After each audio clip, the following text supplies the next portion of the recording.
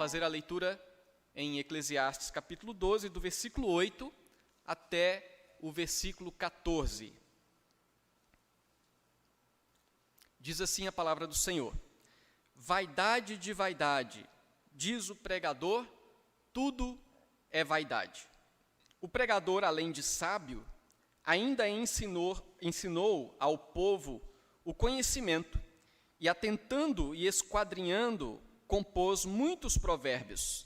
Procurou o pregador achar palavras agradáveis e escrever com retidão palavras de verdade. As palavras dos sábios são como aguilhões e como pregos bem fixados às sentenças coligidas, dadas pelo único pastor. Demais, filho meu, atenta, não há limite para fazer livros, e o muito estudar é enfado da carne. De tudo que se tem ouvido, a suma é: teme a Deus e guarda os seus mandamentos, porque isto é o dever de todo homem. Porque Deus há de trazer a juízo todas as obras, até as que estão escondidas, quer sejam boas, quer sejam más. Oremos mais uma vez. Santo Deus, nosso Pai, que a Tua palavra seja aplicada em nossos corações e nos traga, ó Deus, crescimento e direcionamento segundo a Tua vontade. É o que nós pedimos, em nome de Jesus. Amém. Meus irmãos, como nós pudemos ver durante todas as exposições deste livro, que foi escrito por Salomão, aqui Salomão utiliza de forma constante essa palavra vaidade e a expressão vaidade de vaidades. E vaidade de vaidades, diz o pregador, vaidade de vaidades, tudo é vaidade. É assim que ele começa o seu livro, lá no capítulo 1, versículo 2. Ele começa exatamente desta forma, dizendo: vaidade de vaidades, diz o pregador, vaidade de vaidades, tudo é vaidade. E o sentido dessa palavra, vaidade, no livro de Eclesiastes, está relacionado à transitoriedade da vida e de tudo que se realiza debaixo do sol, né? Essa expressão debaixo do sol é exatamente uma expressão que diz respeito sobre a vida que vivemos aqui na Terra. E aqui, quando ele usa a palavra vaidade, ele está exatamente falando sobre essa transitoriedade da nossa vida e de tudo o que nós realizamos aqui na Terra. A palavra vaidade é o mesmo que dizer tudo é passageiro, tudo é como um sopro. Esse é o sentido desta palavra em todo o livro de Eclesiastes. Essa palavra, então, tem o mesmo sentido que nós encontramos lá no Salmo 90, que no versículo 9 e 10, quando o salmista diz assim: pois todos os nossos dias se passam na tua ira, acabam-se os nossos anos como um breve pensamento. Os dias da nossa vida sobem a 70 anos, ou em havendo vigor, a 80. Neste caso, o melhor deles é canseira e enfado, porque tudo passa rapidamente e nós voamos. Então, a palavra vaidade tem exatamente esse sentido aqui, dessa ideia registrada no Salmo 90. E considerando que tudo é vaidade, que tudo é passageiro, Salomão inicia o livro fazendo a pergunta que permeia todo este livro, que é o seguinte: que proveito tem o homem de todo o seu trabalho que se afadiga debaixo do sol? Que proveito tem o homem de tudo que ele faz? Que proveito tem o homem de tudo que ele realiza debaixo do sol? Em todo o livro de Eclesiastes, Salomão demonstra que, ainda que tudo na vida terrena, debaixo do sol, seja vaidade, como nós já vimos, ou seja passageiro, o homem que teme ao Senhor encontra um sentido verdadeiro para a sua existência. Ainda que tudo seja vaidade, aquele que teme ao Senhor encontra um sentido verdadeiro para a sua existência. E o homem que teme ao Senhor pode, sim, desfrutar com alegria daquilo que é passageiro, tendo consciência de que tudo isto que é passageiro vem de Deus e que o fim último de sua existência não são as coisas passageiras. Por outro lado, o homem que não teme ao Senhor se depara com a maior de todas as decepções. Qual é a maior de todas as decepções para o homem que não teme ao Senhor? Por maior que seja a sua glória debaixo do sol, tudo vai passar rapidamente. Essa é a maior decepção para aquele que não teme ao Senhor. Então ele pode ter toda a glória debaixo do sol, mas aí ele percebe que tudo vai passar rapidamente, porque tudo é vaidade. Então Salomão termina o seu livro exatamente como ele começou.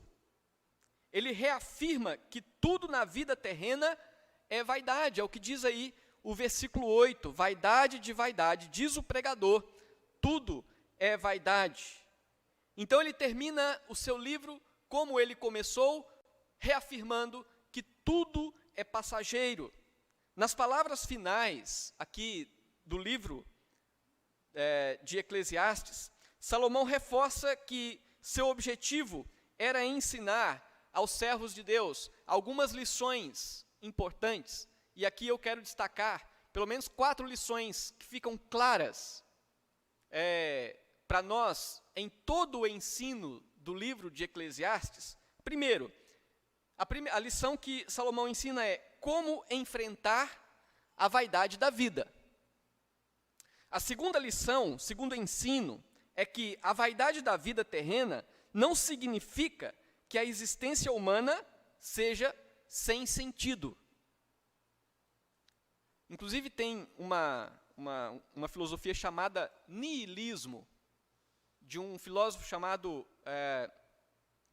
Nietzsche, né? Talvez alguns universitários já tenham lido alguma coisa sobre Nietzsche, e ele declara que a vida não tem sentido. Ele declara que, uma vez que a morte existe, então a vida é um nada, a vida não tem nenhum sentido. Contudo, Salomão nos mostra que, embora a vida seja vaidade, seja passageira, a vida tem sentido. Terceira lição que nós encontramos aqui é que Deus é o sentido da existência humana em meio à vaidade da vida terrena. Então, o sentido da vida humana é Deus. E um quarto ensinamento que fica claro para nós em todo o livro de Eclesiastes é que, fora da comunhão com Deus, a vaidade da vida terrena se apresenta como o prenúncio de uma eternidade infeliz. Então, a vaidade aqui da vida é um prenúncio para aquele que não teme a Deus de uma eternidade infeliz, né?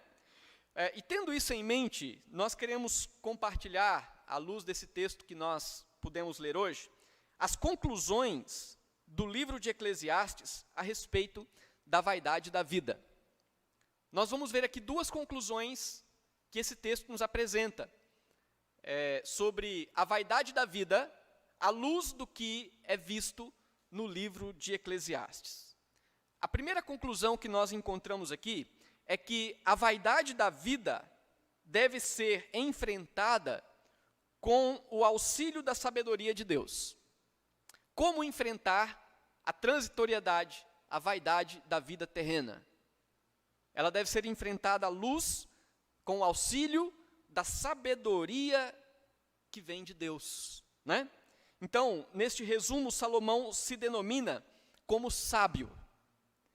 Essa não é, logicamente, uma autodenominação arrogante por parte de Salomão, como alguém que se vangloria da sua própria sabedoria. Pelo contrário, Salomão reconhece que ele é um instrumento pelo qual Deus revela a sua sabedoria. Salomão não está dizendo que ele é sábio pela sua própria capacidade. Nós vamos ver aqui no texto que ele está reconhecendo que ele é sábio porque ele recebe de Deus a instrução sábia para que assim então ele ensinasse os servos de Deus a quem ele se dirige na sua época.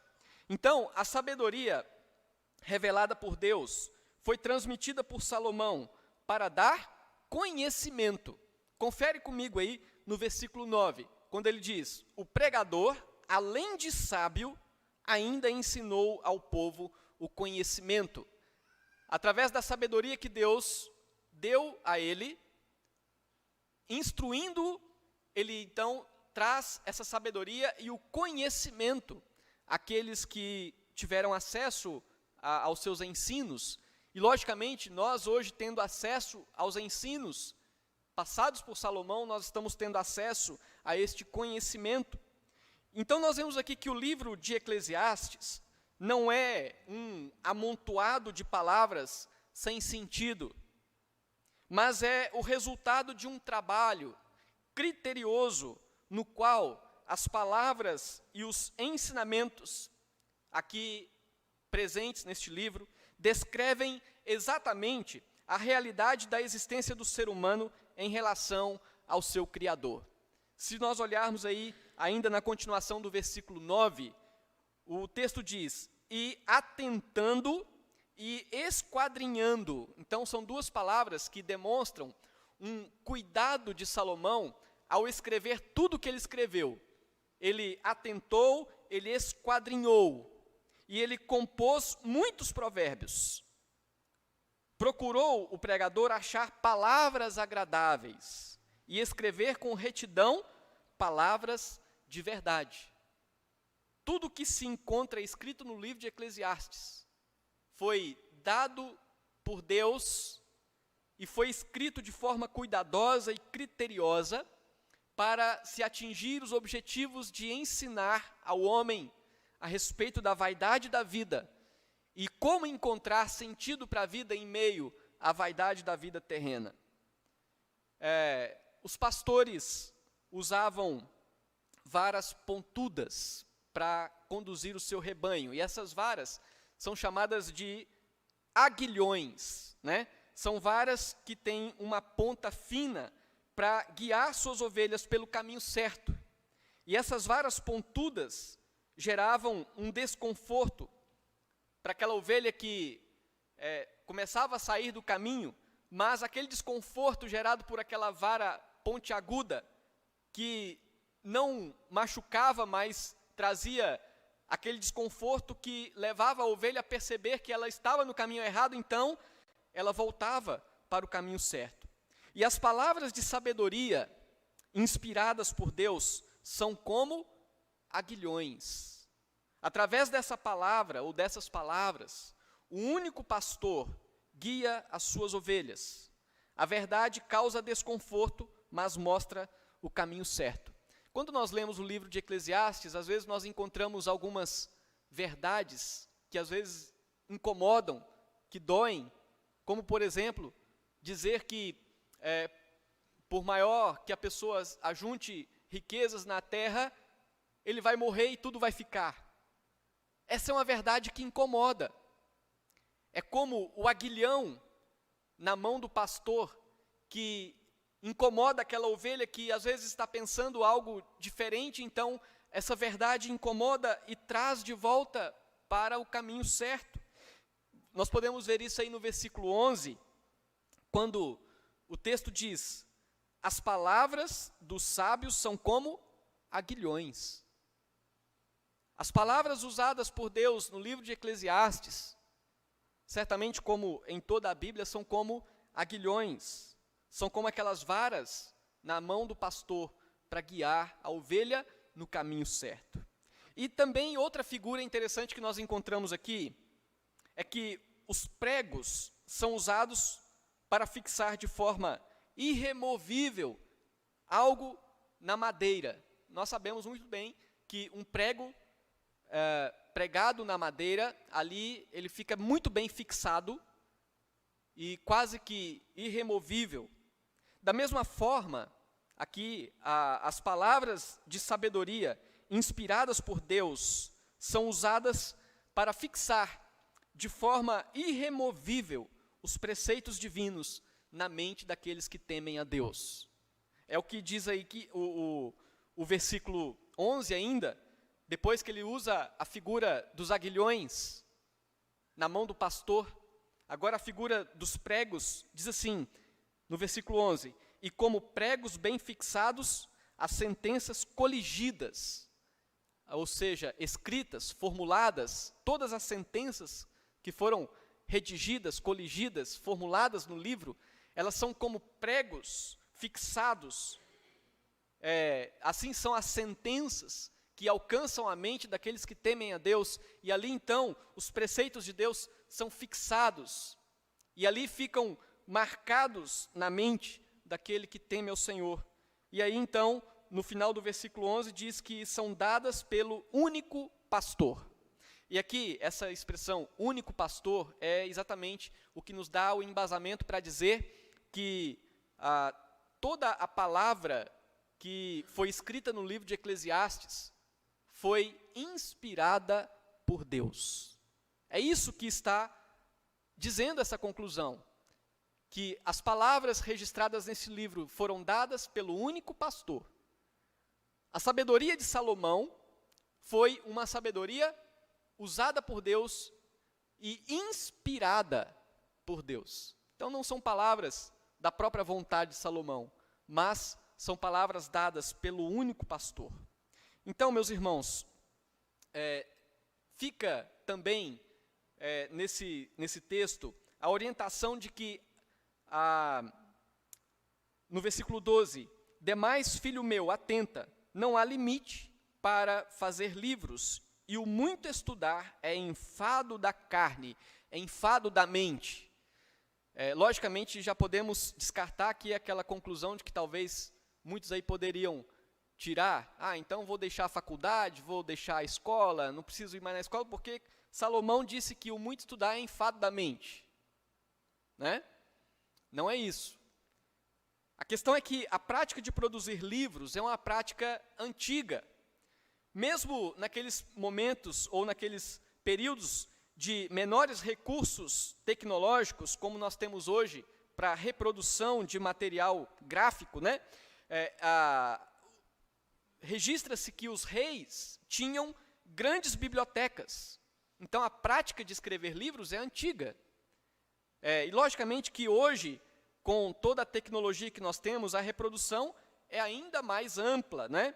Agora, apesar da grande produção de livros, como diz aqui o texto, sem limite, o que mais importa, o que é? É ler e pautar a vida pelas palavras de sabedoria inspiradas por Deus. A palavra de Deus é o livro dos livros. É esse o sentido desse texto. Salomão está dizendo que não há limites para fazer livros, mas o que importa de verdade é ler as palavras que Deus inspirou, é ler as palavras deixadas por aquele que é o único pastor. Lógico que nós, inclusive não é esse o objetivo, dizer que outras leituras são desnecessárias, mas certamente qualquer outra leitura sem o conhecimento da palavra de Deus não tem nenhum sentido, porque o que mais importa de fato é conhecer a vontade de Deus através da sua palavra. Então nenhum valor existe em cansar a mente estudando os mais variados assuntos, se não houver uma busca do conhecimento das palavras de sabedoria inspiradas por Deus. Quando Paulo escreveu a segunda carta a Timóteo, capítulo 3, 16 e 17, ele diz assim: toda escritura é o quê? É inspirada por Deus, e ela é útil para o ensino, para a repreensão, para a correção, para a educação na justiça, a fim de que o homem de Deus seja perfeito e perfeitamente habilitado para toda boa obra.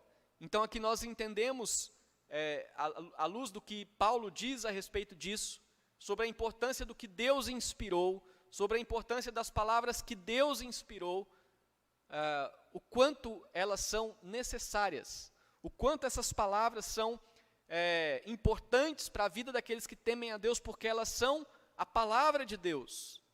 Ela nos corrige, ela nos ensina, ela nos repreende, ela nos mostra o caminho certo. Portanto, se há uma leitura importante, a leitura é as Escrituras. É o que Salomão diz aqui nessa primeira conclusão do seu livro, mostrando que as palavras dos sábios, as palavras que foram dadas pelo único pastor, é como o aguilhão que nos mantém no caminho certo, é como o prego que fixa em nossa mente os preceitos mais importantes da nossa existência. Agora, se você acompanhou as exposições no livro de Eclesiastes, você sabe que na vida, como já foi dito, tudo é vaidade. O seu trabalho, o seu dinheiro, o seu sucesso, tudo é vaidade, pois tudo é passageiro. Isso nós podemos ver claramente neste livro. Embora estas coisas sejam vaidade, né, nós vimos que Salomão nos ensinou que nós podemos desfrutar das coisas passageiras da vida, recebendo-as como bênçãos de Deus. E a vaidade da vida, então, produz desespero para aqueles que não conhecem as instruções de Deus. Para aqueles que não conhecem o que Deus instrui, como está registrado neste livro, a vaidade da vida se transforma num desespero. Então, quando nós temos acesso ao que Deus deixou registrado por meio de Salomão, quando nós lemos essas palavras de sabedoria, quando nós lemos estas instruções preciosas, dadas pelo único pastor, então nós podemos enfrentar as vaidades da vida com esperança. Nós podemos enfrentar as vaidades da vida sabendo que, embora as coisas sejam passageiras, a vida tem sim um sentido. A vida tem uma razão. A vida tem um propósito na presença de Deus. E aí então, uma pergunta para nós pensarmos. A que tipo de instruções você recorre quando se depara com os dilemas da vaidade da vida? Às vezes, muitas pessoas se deparam com os dilemas da vaidade da vida e buscam instruções em fontes que, ao invés de ajudarem, atrapalham. Então, a orientação, meus queridos irmãos, é que, se nós queremos instruções que nos ajudem a enfrentar as vaidades da vida, de fato e de verdade, busquemos essas instruções nas palavras que Deus registrou por meio dos seus servos, principalmente aqui no livro de Eclesiastes. Se nós queremos enfrentar as vaidades da vida de forma satisfatória e encontrarmos respostas, busquemos naquilo que Deus nos deixa registrado na sua palavra, na Escritura. Recorra sempre à palavra de Deus. Então essa é a primeira conclusão do livro de Eclesiastes, que devemos enfrentar as vaidades da vida à luz da palavra de Deus, à luz do que foi registrado como instrução para o seu povo, a fim de que entendamos qual o sentido da vida em meio a toda a transitoriedade que vivemos aqui debaixo do sol. Aí vamos então para a segunda conclusão que se chega ao fim do livro de Eclesiastes. E a segunda conclusão é que a vaidade da vida só pode ser vencida a partir do temor a Deus. Só se pode vencer a vaidade da vida, a transitoriedade da vida, aquele que teme a Deus. Então nós vamos ver isso aí do versículo 13 ao versículo 14. Nós vimos que em todo o livro de Eclesiastes, Salomão demonstrou que a vaidade da vida não destrói a esperança daqueles que temem a Deus. Mesmo que você saiba que no fim de tudo vem a morte, se você teme a Deus, isso não destrói a sua esperança. E Salomão demonstrou também que a vaidade da vida anda de mãos dadas com o desespero para aqueles que não temem a Deus. Para estes, a esperança acaba quando os bens acabam, a esperança acaba quando a saúde acaba. Para estes que não temem a Deus, a esperança acaba quando a vida chega ao fim. Este é o resumo de tudo que foi escrito neste livro e ensinado pelo pregador. Confira comigo aí no versículo 13. De tudo que se tem ouvido, assuma, o resumo é: teme a Deus e guarda os seus mandamentos. De tudo que se tem ouvido, de tudo que se disse nesse livro, o resumo é: teme a Deus e guarda os teus mandamentos. Não existe sentido para a vida e a existência do homem fora do temor de Deus. O temor a Deus, meus irmãos, é o reconhecimento de que Ele é o Senhor dos céus e da terra, e que Ele é o único digno de ser exaltado. O temor a Deus resulta em uma vida de obediência aos seus mandamentos. Então, aquele que teme a Deus, guarda os seus mandamentos, ou vive em obediência a Deus. Agora, o próprio Salomão nos diz a razão, o porquê que o temor a Deus é a razão que dá sentido à existência humana. Primeiro, porque, conforme diz aí o versículo 13 ainda, continuando, teme a Deus e guarda os seus mandamentos, porque isto é o dever de todo homem. Na verdade, todo homem, como criatura de Deus, tem o dever, tem a obrigação de temer a Deus e se sujeitar a Deus. Logicamente que a grande maioria não cumpre esse dever. Na verdade, o homem, de uma forma geral, vive em rebeldia contra Deus, em rebelião contra Deus, e não cumpre o dever de temer a Deus, como diz Salomão. Porque este é o dever de todo homem. E o homem, portanto, que insiste em viver segundo o seu próprio pensamento, viver segundo o próprio pensamento, que significa não temer a Deus, não viver segundo o temor a Deus, mas segundo a sua própria vontade. O homem que não se sujeita a Deus não encontra o verdadeiro sentido da vida. Este só pode ver desespero e incertezas durante a sua trajetória.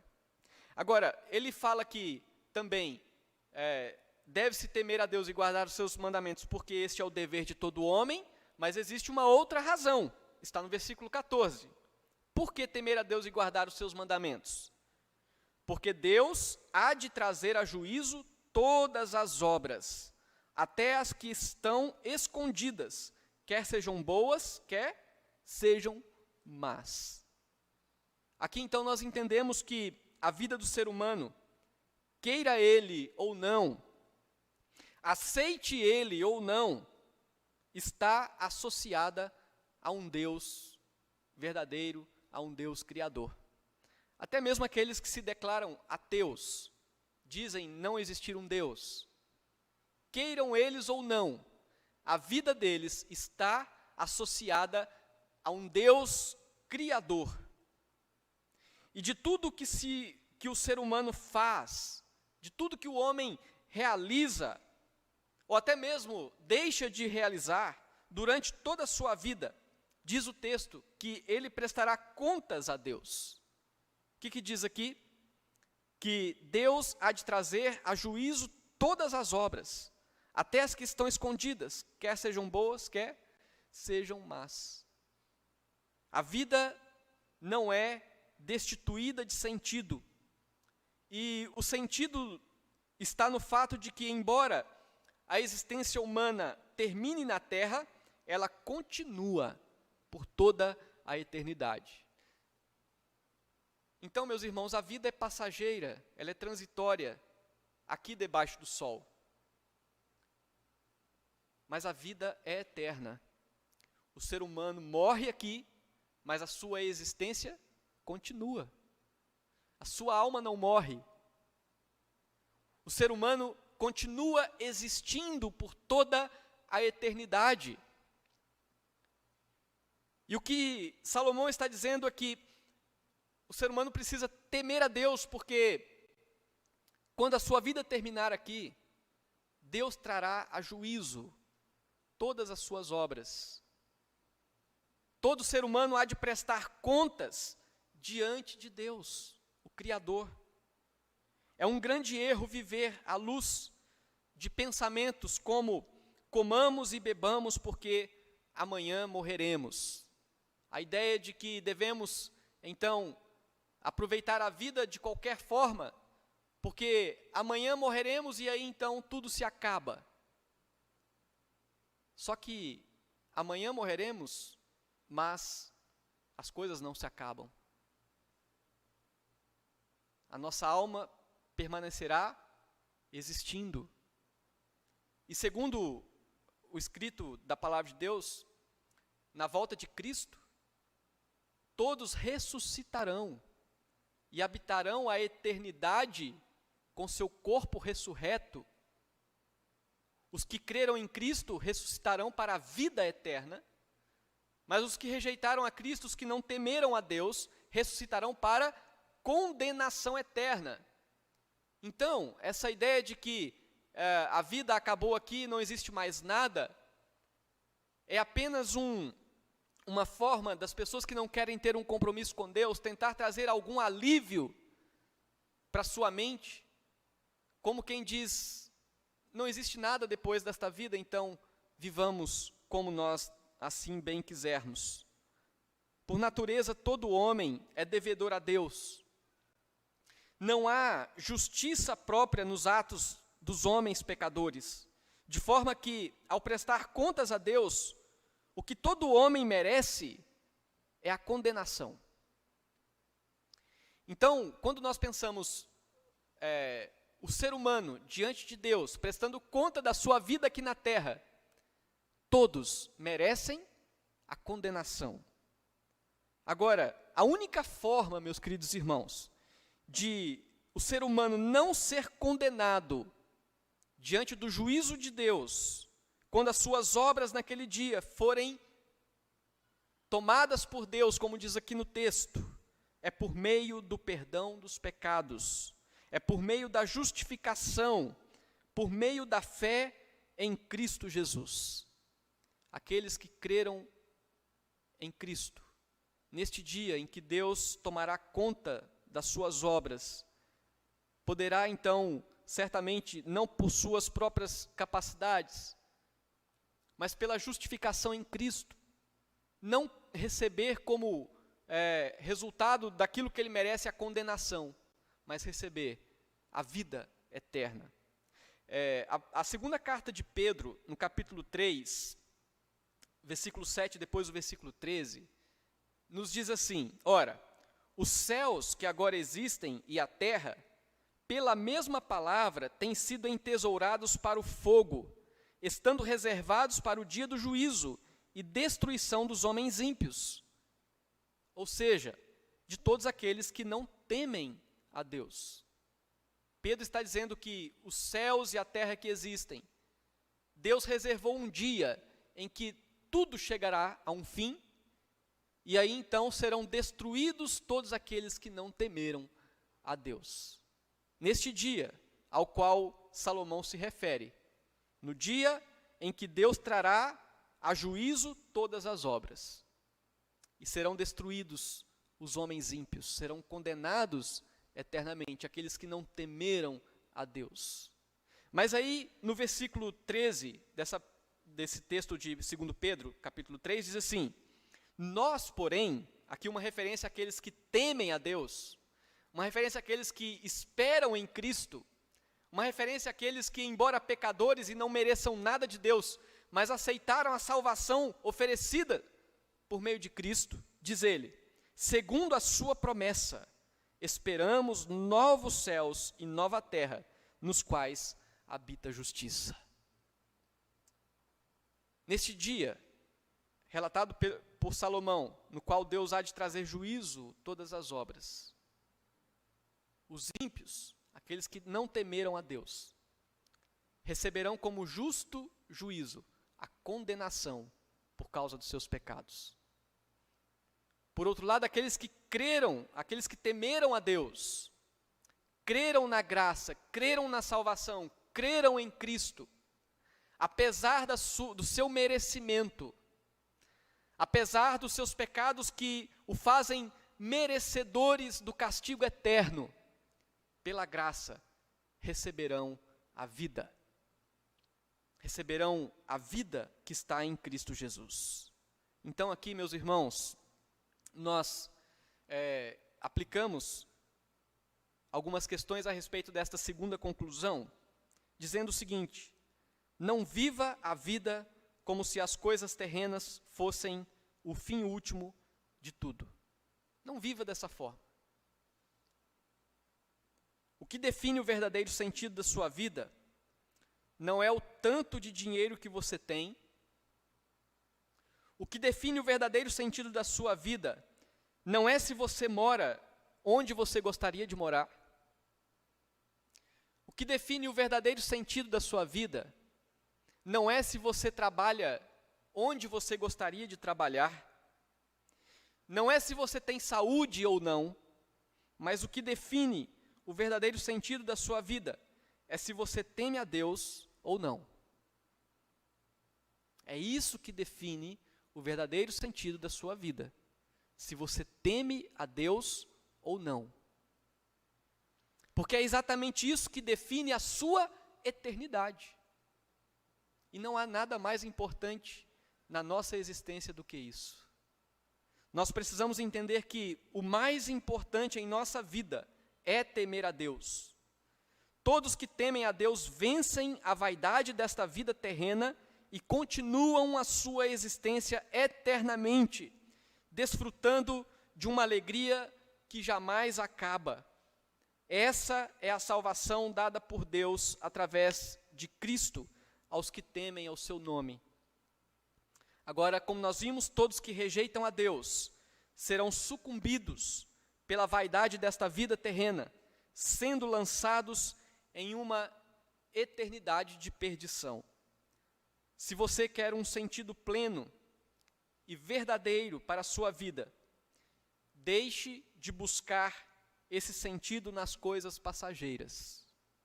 Entenda que o temor a Deus é o caminho para essa vida plena. Você quer ter uma vida plena? Você quer viver a vida aqui debaixo do sol?